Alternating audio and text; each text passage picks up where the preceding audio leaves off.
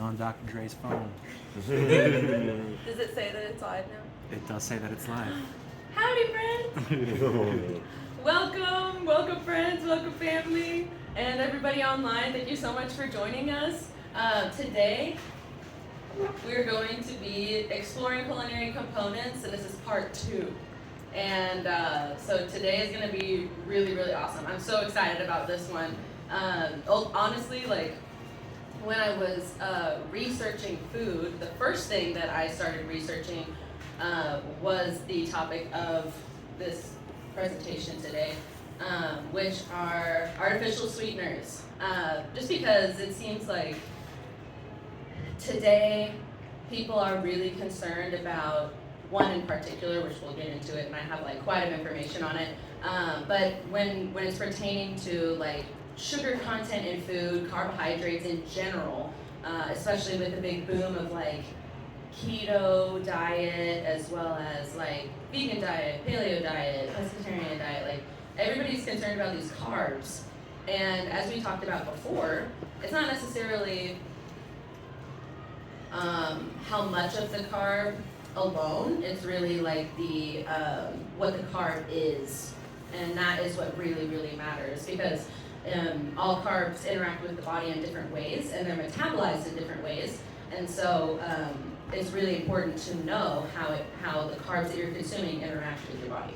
So the 3 things we're going to be looking at today, we're going to identify 4 major artificial sweeteners on the market today. We're going to be exploring how they interact with our bodies in the various ways that they do, and then we're going to empower ourselves to make educated decisions as consumers. Okay, so y'all know I like to start with the history, because I think that history kind of speaks for itself at times. And so we're just going to hop right in. So the first one we're going to be looking at is saccharin. Saccharin has been around since the late 1800s. And also I just want to note that it's really interesting. A lot of these artificial sweeteners, these chemical compounds that have been created in laboratories, have been accidentally found. Like you'll see here, that saccharin was discovered by a Johns Hopkins University researcher who was looking at new uses for coal tar derivatives, which we talked about last time. And he figured out that it was benzoic sulfonamide by tasting it. It was funny, a lot of these scientists just like taste what they're working with, and then they're like, oh, that is sweet, let me just figure out if there are like toxic traits to whatever I just put in my body, you know? So it's just kind of interesting. I'm like, if I were working in a lab, I don't know that I would just be putting my fingers and stuff and then putting it in my mouth, but whatever. Maybe that's why I'm not in a laboratory. But they figured out that this coal tar derivative was actually 300 times sweeter than sugar. So when they found that, they were like, oh my gosh, here is something, like this is something. And then, so from 1878 to 1901, Monsanto started selling saccharin in 1901. In 1907, saccharin was widely used in all kinds of products, including sodas and canned goods. And Harvey Wiley, who was the head of the chemical division of the USDA, which is the Department of Agriculture, he recommended banning saccharin because of possibly being toxic. So he was the first person that was like, not sure about this. But the person that blocked him was actually President Theodore Roosevelt himself, because he was on a weight loss regimen that required the supplementation of saccharin. So at that time, they were supplementing with saccharin. And I didn't look too far into it, but I just thought that was really interesting. So, in 1912, the sweetener was eventually banned because of those toxic findings. They kind of figured that it was a little toxic, but ultimately it was overturned because in World War I, like we talked about last time, they needed rations, they needed food, and so saccharin was a really inexpensive way to sweeten food for the troops, as well as it was way cheaper to put out in the market for everyday people. And so they overturned the ban because people needed a sweetener that was less expensive than actual sugar. and they never banned it again. So they used it for World War I, and then it was just continued to be on the market. They knew it was poison. Yeah. And they overturned it because they needed some cheap. Yep. And they forgot to put it back in the banned list. Yeah. So love it. America. Yeah, America. Right. Yeah. So the next one we're looking at are cyclamates. In 1937, again, University of Illinois grad student was trying to figure out a fever-reducing drug and tasted something sweet on his hands as he took a puff of his cigarette. So he went on a ciggy break and he was puffing on his cigarette and he's like, wait a second, why is this so sweet? And he was tasting cyclamate on his fingers. And so they started marketing it as Sweet and Low in 1957. Everybody knows Sweet and Low. Yeah. So Sweet and Low was initially cyclamate, calcium cyclamate, sodium cyclamate. There are two different kinds, but it was from then on, 1963. It was America's favorite artificial sweetener. I remember, not to throw my mom under the bus or anything, she didn't know at the time, and I don't think it was a cyclamate when she was using it in the 90s, but she loved Sweet and Low. So I know everyone was using Sweet and Low. Because it was 1/10 of the price of sugar, and also with 0 calories, and that's going to be a consistent thing. The fact that like these sweeteners, these artificial sweeteners, are really low in calorie, where they don't have any calories at all. That's one of the major reasons why people use them. Okay, and then in 1968, Americans were consuming more than 17 million pounds of Sweet and Low cyclamate each year. 17 million pounds. So I don't even know what the population of the United States was at that time, but I mean, that kind of sounds like a pound of, Sweet and Low at least every year. So, per person.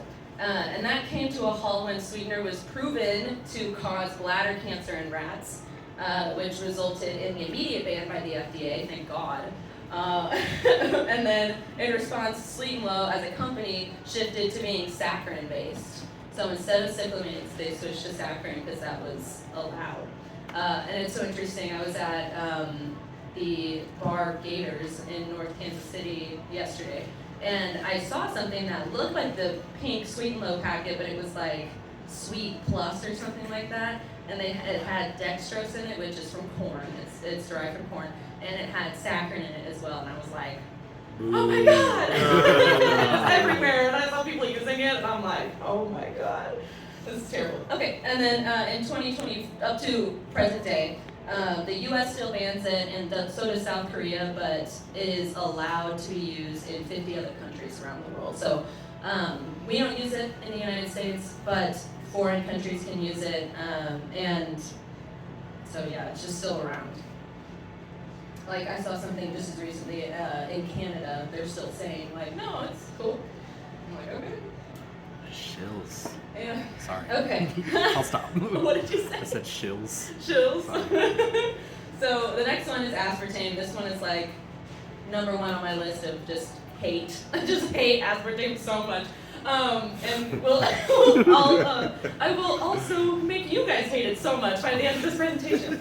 So it first was discovered in 1965 by a chemist for G.D. Sterling Company, who again was just licking his fingers when he was trying to figure out an ulcer medication.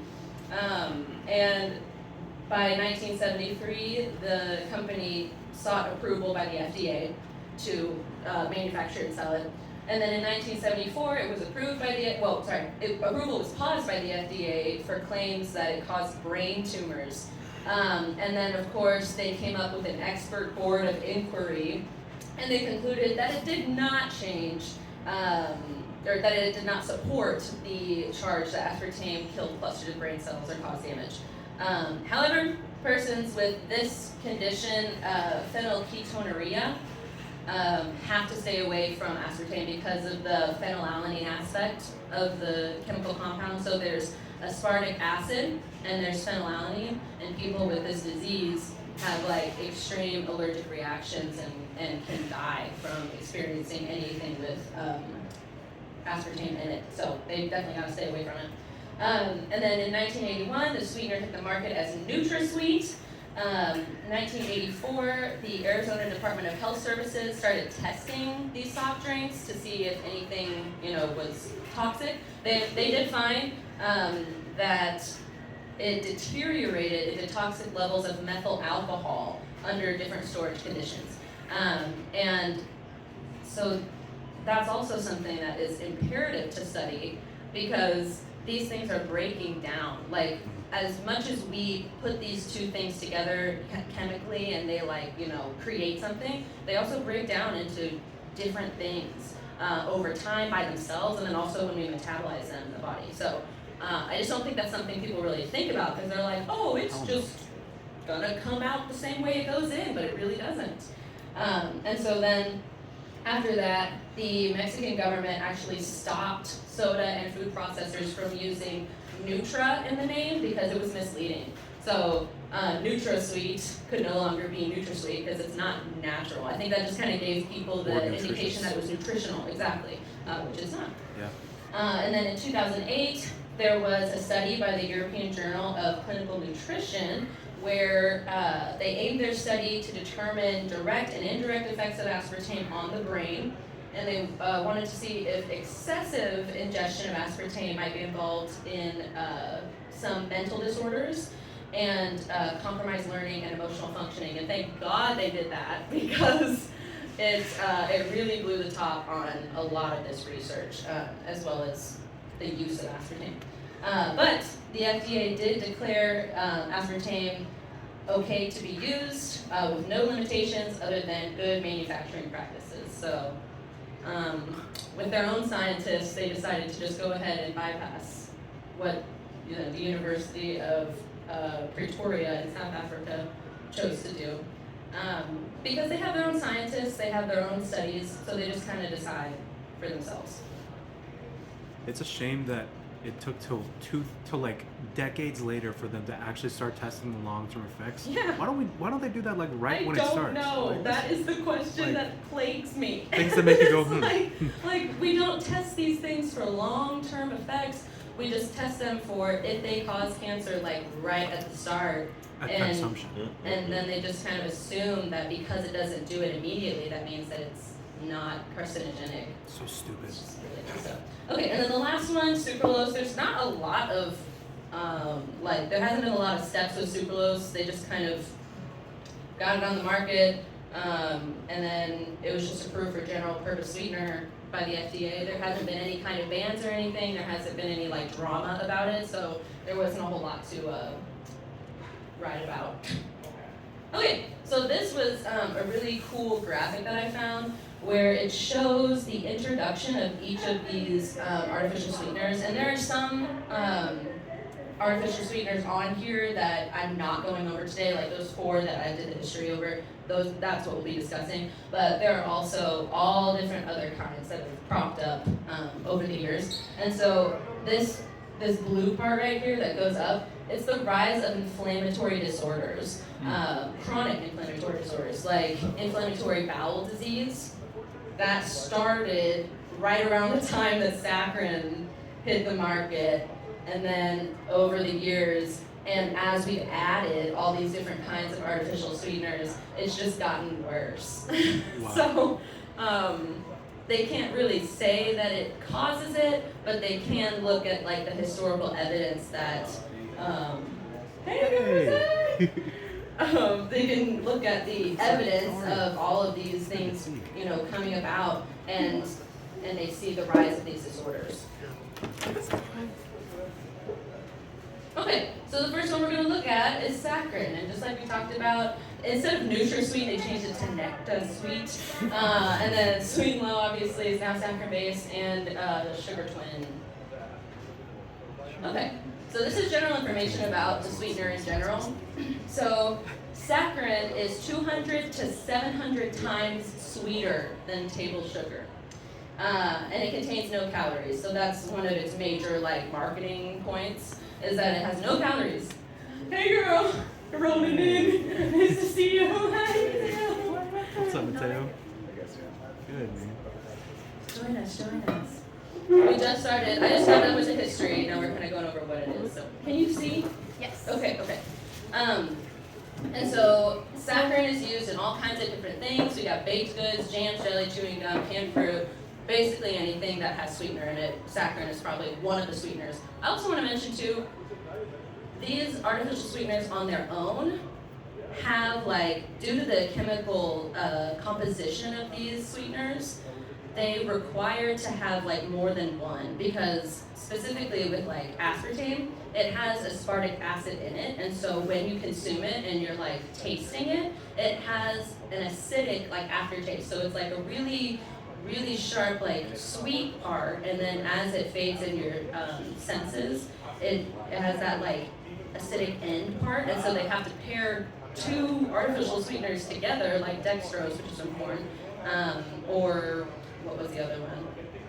Sucralose, to make it sweeter for longer. So it's not like you just like taste the sweetness and then it's sour. It's like continued sweetness. So in all of these baked goods, when you see saccharin in there, it's most likely going to be paired with another artificial sweetener. Okay, and it's also found in cosmetic products too, like toothpaste and mouthwash. And this one is also in medications. I think when we went through the history, Roosevelt was actually supplementing with saccharin back in like the early 1900s. I'm not quite sure why. I don't know like what disease would require him to supplement with saccharin, unless he had like hypoglycemia where he didn't have enough sugar in his blood, so they were trying to, I don't know, supplement it, but regardless. So the next one we're looking at are cyclamates. And again, for those who have joined us now, cyclamates are not used in the US, but they are approved to be used in like 50 other countries around the world.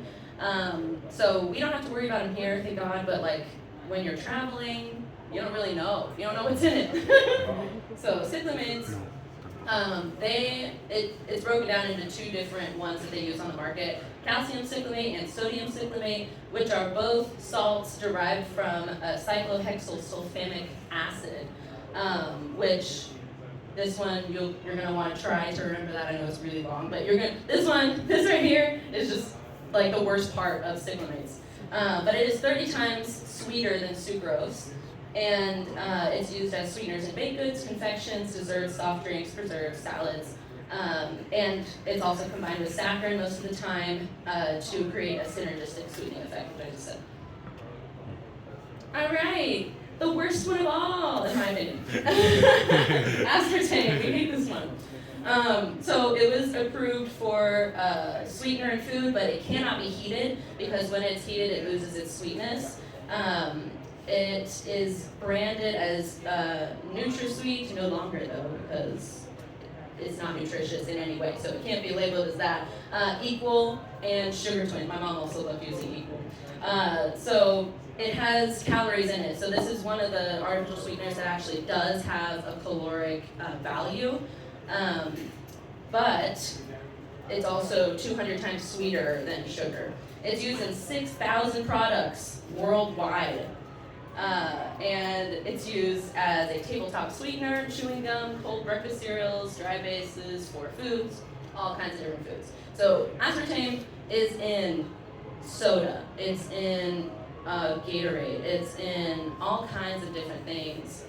Basically, if there's an artificial sweetener there, it's probably aspartame. And then we got sucralose.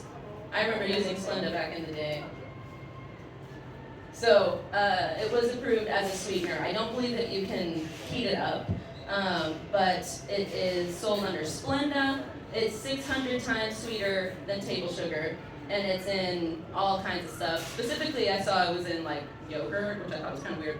But yeah, basically all kinds of, I guess it can't be heated because it's in baked goods. But anything really labeled sugar-free or low-calorie, it's most often sugar. How do they know it's like 600 times sweeter? Like, who's the sweet tester? Right. I was wondering that too. I'm like, who is determining Yeah. that it's that? There's like some guy who's like, Right. I don't know. I honestly don't know. Super. That's what the internet told me, so I'm gonna go with it. But I wonder who that person is. Like, and I feel sorry for them that they have to put all these chemicals in their body and then tell people how it affected them. Willy Wonka. He should get paid. He needs a raise. Okay, and so yeah, this is a chart showing the sweetness and how much sweeter it is compared to table sugar. So you can see saccharin is the sweetest one over anything. Sucralose is right there behind it, and then aspartame is down here. And like I said, there's all kinds of these three up here are newer artificial sweeteners, and so I didn't do a whole lot of research on those just because the 4 that we're looking at today are like the worst ones. Like you don't want to consume these. Okay, so these are the proposed benefits of using artificial sweeteners. I didn't just want this to be like a trash talking artificial sweeteners production, but it kind of is anyway. But these are what, that's what they are advertising the effects of using these artificial sweeteners. So it doesn't affect blood sugar levels, which we will discuss that later. And it's usually 0 calorie or low carb. And then it can be, and almost is always, cheaper alternatives to table sugar. Okay, so I put this in here because when we're going into like the health effects of using artificial sweeteners, I wanted y'all to understand like the process by which our body metabolizes sugar in general and how it like, how it levels our blood glucose and what organs are a part of that and how it works. So the body consumes sugar, and it's like, you know, we start it with the mechanical breaking down in our mouths, and then as we swallow it, it starts to be metabolized by our bodies by all kinds of different enzymes that break down carbohydrates.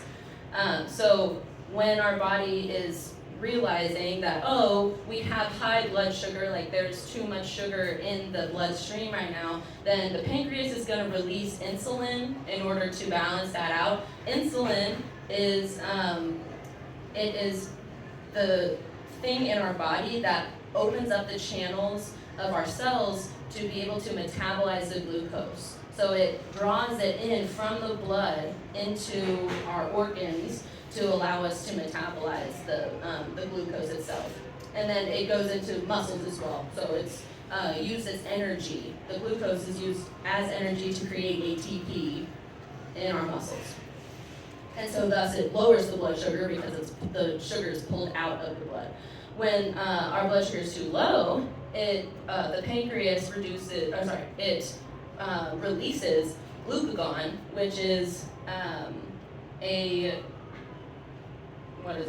It's another compound that produces, or it stimulates glycogen to break down the glucose. So it breaks it down in our liver, actually. Our liver produces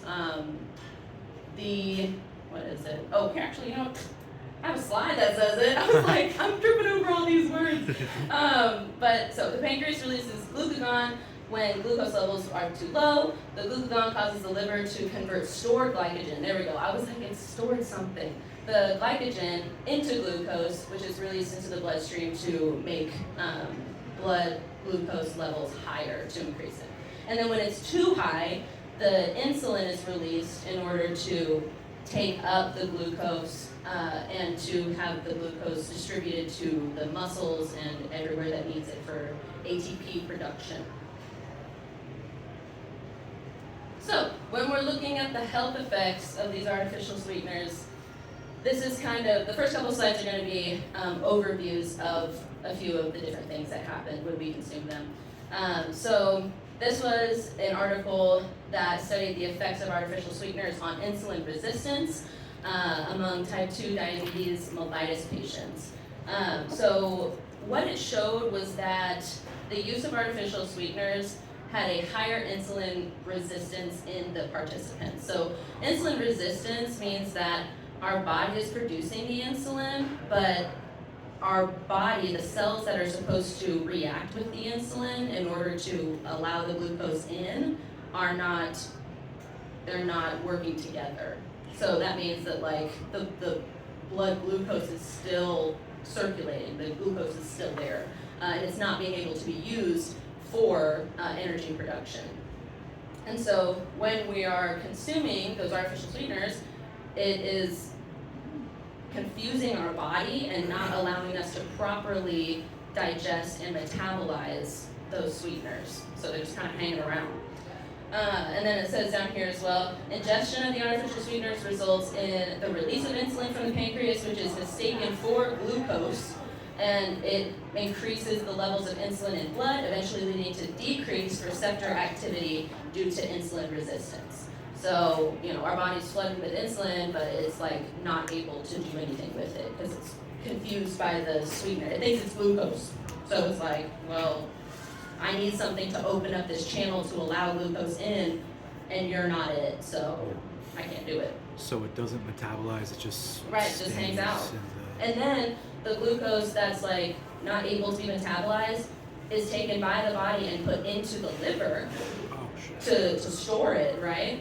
And then that causes fatty liver, which is also something you see in like alcoholics. And there's a lot of artificial sweeteners used in alcohol as well. Wow. So that's kind of the result of that. Okay, saccharin specifically causes negative effects on our gut. This one was really heavy on the microbiome, like it affects the gut bacteria. A lot of these artificial sweeteners too, they promote the growth of some bacteria and then they suppress the growth of other bacteria. So like when they're introduced into the gut microbiome, some of them like boost like E. coli or they boost like other really bad bacteria, but then they like suppress the good bacteria, which obviously causes inflammation of all things, like inflammation for sure. And then also just like growth of terrible bacteria, which could include yeast, like we just don't want that in our body. So because of that, microbial changes in the intestines can lead to type 2 diabetes, obesity, and in rare cases, cancer. Because if you're not adding like antioxidants or any other thing that promotes good bacteria, then the bad bacteria is just gonna like take over, and that includes producing free radicals, which of course result in cancer. Osmosis Jones. Right, Yes. right. We need him in there to do something, break it down. So the New Jersey Department of Health and Senior Services had their hazardous substance fact sheet online, and I know that like saccharin is usually consumed and put in our body, but I just thought it was interesting because when I think about things that you consume, if it's not safe to like be sitting on your skin externally, you wouldn't think that it would be really beneficial to put inside your body and be touching all of the cells and stuff that's in your body. And so when it was talking about exposure to saccharin, it was talking about skin irritation, skin allergy developing with very low future exposures causing itching and skin rash. That's weird. So I was just like, It's almost like they're avoiding the issue. right. Like, you don't Right. just, They're it's like, not okay, like a so topical UC is ointment. just like not good Yeah. for you. I don't know. Yeah. But it makes money, so I guess it just doesn't matter. And then long-term saccharin consumption increases risk of obesity, diabetes, hepatic dysfunction. Hepatic meaning liver, and then renal meaning your kidneys, renal impairment in rats. So the administration of saccharin throughout this study showed impaired kidney and liver function. Both hyperglycemic and obesity-inducing side effects were observed. Increased oxidative status of the liver, and just, oxidative stress increased, and all kinds of different things. With the uric acid too, like, it showed bladder cancer. Like, that was the number one thing where back in the early 1900s, they saw that it caused bladder cancer in rats, but because of the World War I, they were just like, no, we have to have something to be able to manufacture that's cheaper than table sugar, so we're gonna just put it on the market anyway. Whatever. Rations and saccharin. So this was just part of that study as well. Wow.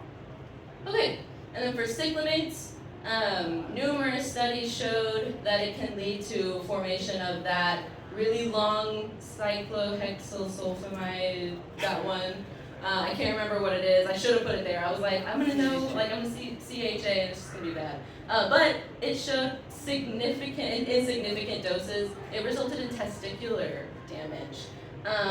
And it was removed from food products in the U.S. In the 1970s due to these things, as well as in these other animal studies that suggested that it increased risk of papillary carcinoma of the bladder in rats. So, cancer causing. But still allowed to be used around the world. It's like, I don't get it. And then aspartame, I have a lot on aspartame because we just hate this guy. So aspartame in food with a pH higher than 6 can transform into diketopiperazine, which is a carcinogenic compound. And who here thinks about the pH of their food when they're consuming it? No one's going to be aware of what the pH is of their food. So people are just putting it in anything, and they don't know that it can, by just 1 point over 6, it can turn into a cancer-causing compound. So aspartame lowers the acidity of urine, and therefore reportedly makes the urinary tract more susceptible to infection.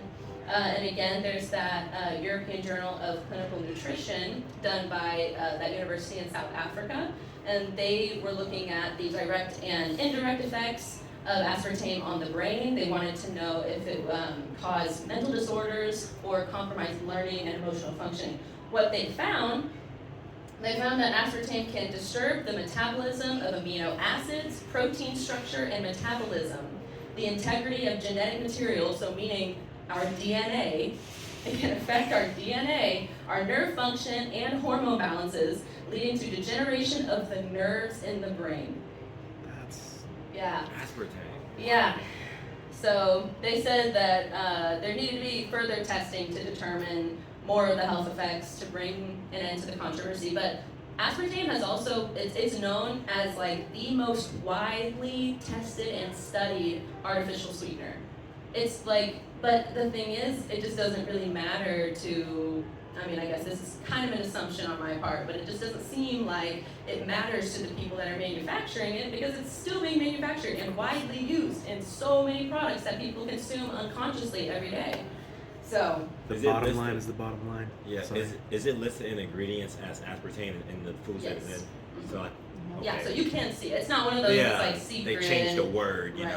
Like, yes. No, it is listed as aspartame. If you look at like a can of Coca-Cola, you'll see it listed there under ingredients. So at least it's not secret. Organic aspartame. Right. Organic. They try to act organic. And the other thing too is like they're starting to advertise them as like vegan. I'm like, you guys, just because it doesn't come from an animal doesn't mean that this is something that we need to be consuming. But they try to market it any way they possibly can to get it out there. So that's why it seems so bad. It's about money, honey. Seen as a scam. Exactly. People see aspartame and they're like, what? Vegans consume this or whatever? Yeah. Exactly. Whatever. Vodka's vegan. Right. It's come from Comes potatoes. from a plant, whatever. Okay, yeah, so artificially sweetened soft drink consumption associated with higher risk of stroke and dementia. And when we're talking about like the degeneration of nerve function and everything, like over time, over extended use, when you're constantly being bombarded with a chemical that crosses the blood-brain barrier, which aspartame does, it's going to degenerate, and that is what dementia is. Like the degeneration of your nerves and your brain over time, that's what it causes. And it has with higher cumulative intake of artificial sweetened soft drinks, it's associated with increased risks of ischemic stroke, all-cause dementia, and AD dementia. I don't know what AD stands for. But when comparing daily cumulative intake, all that information there. Yeah, so stroke and dementia, that's another one of those lovely things that can be caused when you drink soda fueled with aspartame for your entire life. Okay, and then I looked at specifically like the different organizations that we as Americans and people around the world look to tell us about these cancer-causing things. Like we want them to be telling us unbiased information to keep us safe when we're consuming. So the IARC is the, it's basically like the cancer research body that supplements the WHO as well. And the IARC classified aspartame as possibly carcinogenic to humans. And that was just recently, I think that was in like 2016, where they changed the level that it was on. So it's now a group 2B, and this is on the basis of limited evidence for cancer in humans, specifically that hepatocellular carcinoma, which is a type of liver cancer. And again, they have to say like there's limited evidence, it's not for sure, but they changed it to the group 2B, which is the third highest out of 4 levels. So 4 is like, it is cancer causing. This one is on the third highest out of the 4. So basically cancer causing then. So what? So basically cancer causing. Yeah. Just because it's not the 4th If it's level. on the list at all, yeah. it probably like, pretty much gets it there. Yeah. Yeah. Wow. So yeah, and the World Health Organization, that was actually just recently as last year, they declared aspartame a potential carcinogen in July of last year.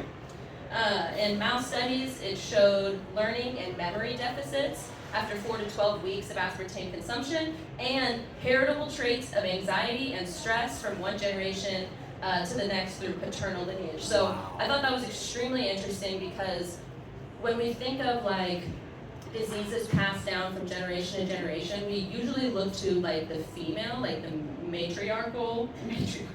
the maternal lineage. But in this specifically, with this artificial sweetener, it's passed through like the paternal, which is the father.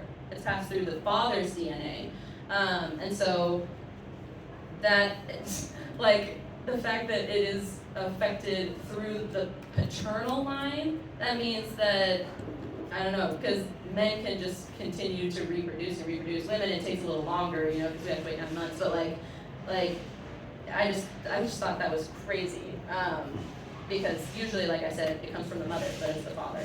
And it causes all kinds of memory deficits and anxiety and stress, which is passed down genetically. And so again, it's affecting our DNA, and it's not only affecting our personal DNA, but the DNA of our children. So, and it makes me think of like microplastics, how like microplastics have been found in women with children, like in vitro.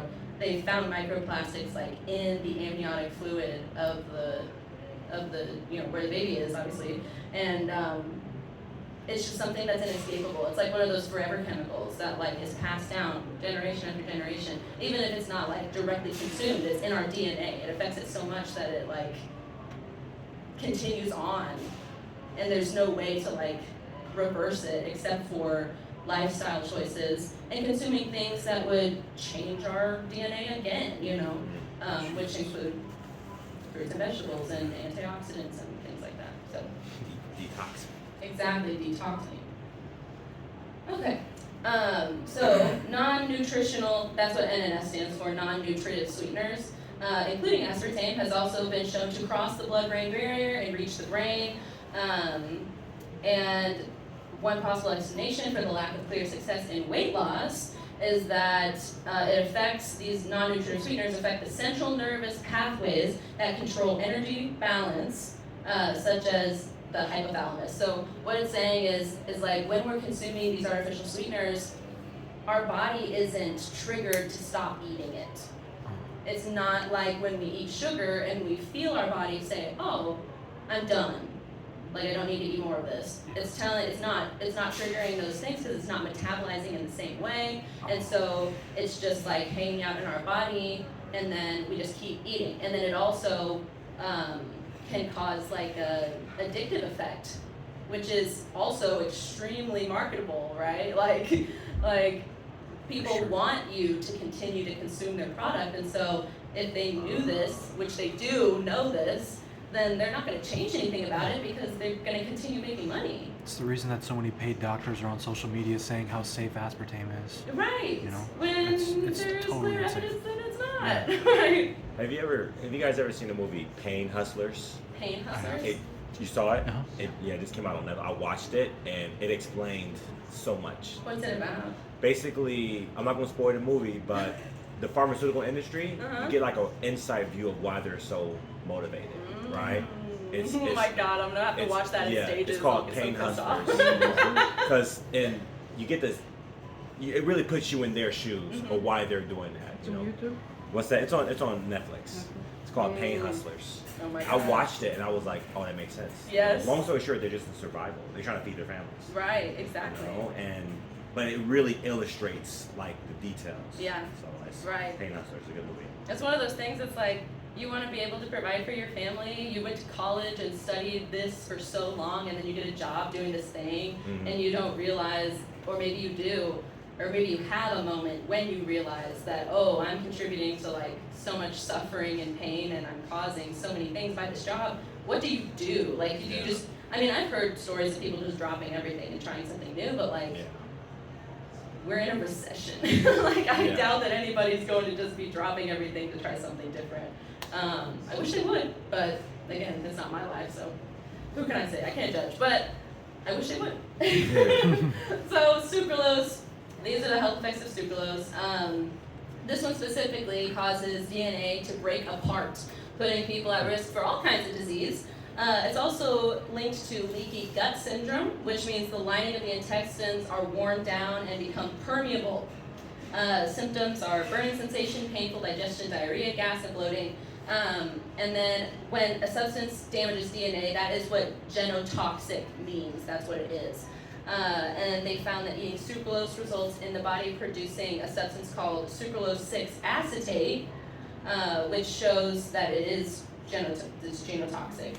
And it's in trace amounts on off-the-shelf products that are extremely high, and they would exceed the safety levels currently allowed in Europe. So that also shows it's not triggering anything in the U.S., but it definitely is exceeding the European standards of safety, but we don't hear anything about it here.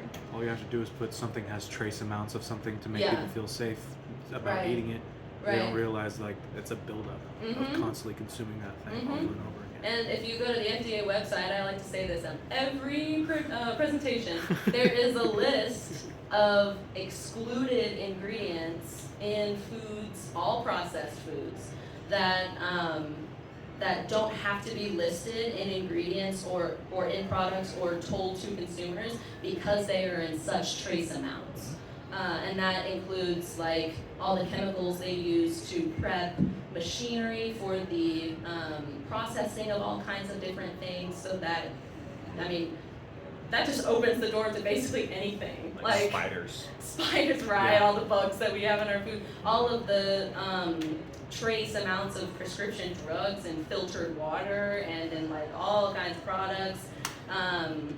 It doesn't have to be labeled because it's in such trace amounts that it doesn't matter. But when the American diet is 90% of processed foods every single day, 365 days a year, for 70, 80, 90 plus years, like, it matters. And it's being stored by the body. And then by the end of our life, they're like, oh, all these comorbidities that we didn't know about, or that this person didn't know about until they died because they never had, healthcare figured out. Then they wonder where it comes from. And it's like, well, where were those people? What were they doing? What was their job? What was their activity level? Like, what were they eating? And but it doesn't matter anymore because you're dead. So. Passed down by generation. Yeah, generation. I got triggered at basketball today. Not like really triggered, but this is guy I'm playing with, good guy, right? He's like 40 years old, and I'm like, we lost. He's like, sorry guys, I'm just getting old. And when he said that, it just hit me. I'm like, no, you're not getting old. It's your lifestyle. And it's your lifestyle that's aging you versus changing. And me and him talk about health and stuff all the time. But sometimes he says, I'm getting old, so I couldn't really try hard. I'm like, no, it's if you're feeling the effects of old age, it's the food you're eating is getting you old. So upgrade that. Absolutely. I just on top of mindset and everything. Yeah, like, we don't age. No excuse. No excuse. Maybe you're just fat. Maybe you just need to work on basketball more. Okay. Okay, perfect. Okay, let's all take a collective breath. I feel like I needed that, so I just wanted everyone to participate too. What can we do? What are we going to do about it? Okay, so I just have some tips. And obviously, I'm not a doctor. I can't tell you guys, take this, do that. So no, I know no one here is going to sue me, but I just want to say that for everyone online as well. So all we can, I'm not going to say all we can do. There are a lot of things we can do, but the number one thing that we can do is to avoid artificial sweeteners as much as possible. Which includes being vigilant on the food that we eat, not just unconsciously consuming things. And if you find an ingredient that you don't know the name of, or you just don't recognize it, Google it. Quick Google search will tell you exactly what that is. And also there are a bunch of different kinds of apps you can download. I didn't want to promote one single one. But there are all different apps, and I was kind of thinking maybe I should make an app, which I might do. If anyone can show me how to make an app. But you can scan the barcode of the food that you have, and then it'll show you the breakdown of the ingredients, and it'll give a red light, green light, yellow light, kind of tell you on a certain scale how toxic the ingredient might be or how beneficial it is. And that'll help you decide what you want to eat and what to consume. Okay, so then another one is to explore alternative sweeteners that our bodies can metabolize properly. I also wanted to say too, I didn't mention this, I go back and forth with my dad all the time about how our body metabolizes fructose, which is a natural sweetener of fruits and vegetables, fruits specifically, fructose, and then also sucrose, which is table sugar, and then artificial sweeteners. Our body is, just like we talked about, our body is metabolizing these things in all kinds of different ways. It's not the same across the board. And my dad tries to convince me that it is the same across the board. And I'm like, dude, I've spent so many hours researching this, you don't even want to get started. Just believe me. I know I'm young, but shoot.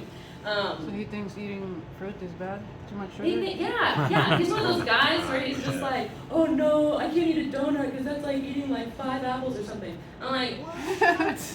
Your math is not mathing properly. You need to stop. But fruit, also eating fruits and vegetables comes with all kinds of vitamins and minerals and fiber that you're not getting, obviously, when you consume sucrose or anything else. So when we're looking at artificial sweeteners, not artificial sweeteners, the actual sweeteners that we can use, in order to keep the big picture of a balanced diet and allow our bodies to naturally and effectively balance our blood glucose levels, ultimately it's just about being conscious of how much sugar you're consuming.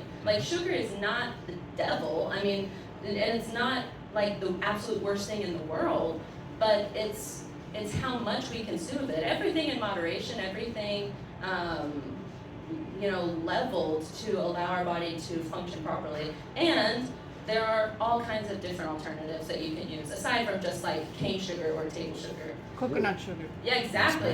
What's the difference between cane sugar and table sugar? I think it's the way that it's processed, because cane sugar is less processed than table sugar, and table sugar is often bleached as well, and the processing of it. And uses animal bones. Yeah, exactly. They use animal bones to make it whiter. Animal bones? And what sugar? Table sugar? Mm-hmm. They crush up animal bones? It's used in the filtering process. Yeah. To filter it, to make it white, they use animal bones. What color would it be if it wasn't white then? More of a probably brownish looking. Because normal natural sugars from sugar cane, as well as sugar beets. And so obviously beets aren't white. And so sugar beets are one of the most profitable vegetables to grow in the US because sugar is a necessity, right? And so the way that they process it affects the color of the end product. So cane sugar specifically though is from sugar cane. Is that good? I would say it's better than a lot of other different kinds of sugars. Yeah, it's weird. Processing it, I should do a whole presentation about how things are processed. And I have been thinking about doing a presentation on the way that meat is processed, but I feel like people will get really pissed off. So Yeah. Like, I'm this far, I might as well do it. And then the third one is to just be conscious of our sugar intake, like we talked about. Like we have to be conscious of what it is that we're consuming and how much. Sugar itself, when you eat too much of it, can really mess with your body, it can mess with your brain. It's not just artificial sweeteners, but those artificially created chemical compounds just have a far worse effect on our body than table sugar. And so, obviously, try to avoid those as much as possible, and then balance out, the actual healthier sugar that you consume. Mm-hmm. And then I just threw this in there because I was thinking too about it. And coconut sugar is an alternative. Date sugar or date paste. I love date paste. You can put that in anything, like anything you bake. They don't have the actual paste, but basically it's just taking dates, putting it with water and blending it up, and then you have like it's so easy. Oh, I thought it was like it's in a so jar. good and so Someone should sell that. But then you have to think about preservatives and things too. So might as well just buy the thing, take a few extra bits, blend it up, Or you can have like a stand outside and be like, blend up date. Yeah. But they taster. Yeah. You just have one of those things, you blend it and so it's right on the spot. There you go. Right. That's your idea. That's your business pitch right there. Yeah. There you go. I'll be your investor. And then we've also got monk fruit sugar, which comes from the monk fruit. And then we also have agave, which comes from, oh my god, the aloe vera plant. Yeah. Aloe vera. Mm-hmm. And then maple syrup. And agave comes from It's agave. plant, yeah. Agave as a plant. That's what they make tequila out of. I thought it was. Isn't it? I'm gonna have to look it up. It's similar. It looks similar to the aloe vera plant. Exactly. Mm-hmm. It's what they make tequila out of. Yeah. Okay. It's much I bigger. wonder what the Agave. difference is. Yeah, I thought agave was a plant too. Yeah, I know it's a plant. I just thought it was very similar to aloe vera, but I could be wrong. I guess I It am. looks lasts similar. longer. too, right? But maple syrup, and I was gonna put honey up there too You can for make those the- who consume honey. That's another sweetener. Yeah. With honey and with maple syrup, you gotta be careful with those because they can supplement it with corn syrup, with high fructose corn syrup. I also wanted to mention too, high fructose corn syrup is high in fructose and sucrose, and I wanted to go into that too, but that just added like 5 other slides. Sucrose, which is the natural sugar, contains fructose and glucose together. And fructose and glucose are monosaccharides, which are one saccharide being sugar.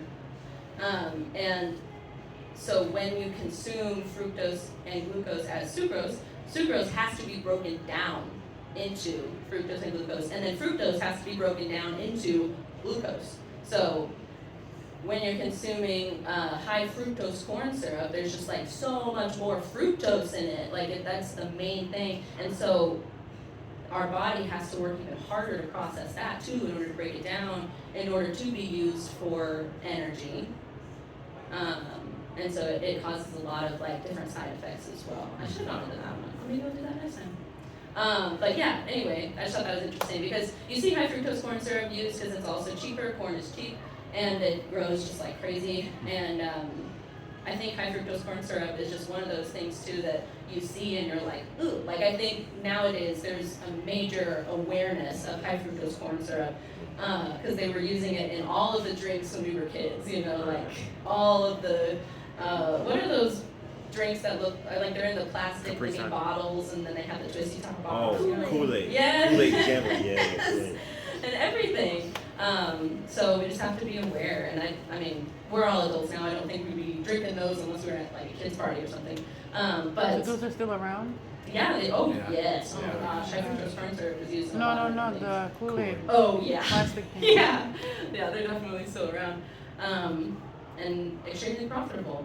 So yeah, just something to think about. Okay, so I really hope that was a lot of good information. I am extremely passionate about neurotoxins, and so when I was creating this presentation, I really wanted to touch on the neurological effects of these sweeteners, and it's just not talked about. I think aspartame is one that is more widely understood, but all of the other ones like sucralose and saccharin and cyclamates, I feel like it's just kind of hidden information, and it's in a lot of the food that people consume, especially when they're looking at, oh, this is low in fat, or this is low in sugar, or this is low in carbohydrates.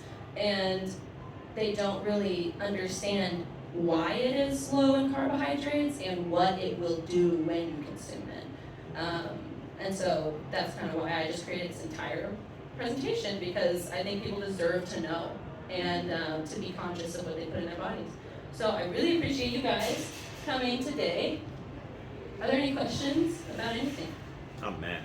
You're mad? I know. I'm like, when I'm looking it up, I get so upset. Dude. I'll be in the kitchen and I'll just be like, oh my God. And Andre's like, what?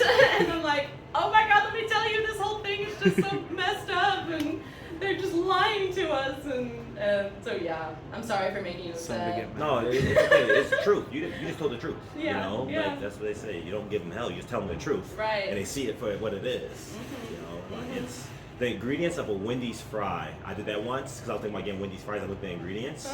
There was ingredients in there that, let's just say, they were very in tires. Like literally the same ingredients. Yes. They were in a car tire was in Wendy's fries. Right. Oh my I know. Uh-huh. And you can make fries, just put them in the oven, you know. Right. Potatoes, salt. Buy Yeah. potatoes. Buy Cut potatoes. them up. Yeah, but Salt also them. Put them in the oven. car tire ingredients in a fry. Exactly. It's like the rubber, the same rubber. To make it last longer or for taste? I think so. Yeah. Probably preservative. Or Preservative. something. Yeah. Yeah. It's the same preservative they put into a car tire for its strength, but they also put into a Wendy's fry for it to last longer. Yeah. That's why they keep the same shape and it looks like the same forever, because it's like, you know. Exactly. Just like we talked about last time, like coal tar derivatives. Yeah. Same thing used in asphalt as it is in kids' candy. It's just ridiculous. And the market is so like, I don't want to say it's loose or like it's like they just don't care, but it just really seems like that way. Like they're just throwing stuff together to try to make it cheaper and to make a buck out of us. And when we become conscious of all of these like things that they're hiding or that they're just not really advertising, then it's going to empower all of us to start making better decisions, to invest our money elsewhere, and to just take more accountability for what we put in our bodies. Yeah. And that is the whole point of me doing this. And like you pointed out, people are well aware of like all the stuff that's in because I mean they have to have their own team of scientists that do their research and the advertising and everything. They have to know. And they're so completely unbiased. So completely unbiased. Those scientists totally are objective. so unbiased Oh, yeah. when they do their studies. Yeah. They don't care at all that they're getting paid. And they continue to sell it to people. So Right. at that point, it's like, okay, obviously we can't trust you to be moral and ethical, so we have to be more discerning and just Exactly. like do something different. Exactly. You know, That's something that I realized, I never read this anywhere, but I kind of intuitively realized it. The way we eat our food is parallel to how we live our lives. So if some people have a life where they work really hard, right? They work hard, they're always struggling, they're always stressed. They're going to eat foods that their body does the same with their mind's doing in their day-to-day life, right? There's some people where life is very confusing. They're overwhelmed in their brain. They're wondering. They're going to eat foods that's going to be overwhelming and confusing for their body as well. So one thing I realized is like whenever I'm like my most like sharp, I'm feeling clear, I tend to eat foods that reflect that. But when I'm stressed out, guess what I do? I eat foods that stress me. They taste good, but they stress me. You see? And convenient, because then you're like trying to medicate the problem, you know, of like being stressed. Oh, well, if I just eat this fast thing, then I can get back to whatever I need to do and then move on. And it's like, well, you're not really helping yourself, you're actually causing more stress on your body. And when you're consuming it stress, then you're releasing more cortisol and more like, and so your body can't metabolize it properly then either. Because your mindset is affecting the way you metabolize. Exactly. Because our mind is just accumulation of all of our cells' nucleuses. Mm-hmm. See, all of our cells each have their own brain, so it's accumulation of all of them. So that's why, like, you can literally think of something that tastes good in your mouth with water, because those cells are also thinking that same thing. All your cells are like, yes! Yeah, so you can literally think your body into its shape or form, whatever it is. That's why it's important to visualize. You know, visualization with the bodybuilding and the person training. So. Yes. Wow. Ellen, you just brought up something really interesting, and you know they say the gut is your second brain. Yes, Mhm. gut And brain. when you're fueling it with things that are harmful to your body or stressful or confusing for it to metabolize, then it directly does impact your brain. Absolutely. It's like if you're fueling yourself with trash, you're gonna feel like trash. Yeah. So interesting. Yep. So true. Oh, Yep. yes. As Okay. above, so below. Love it.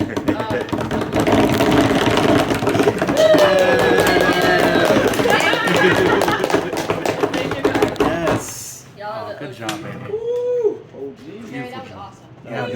great.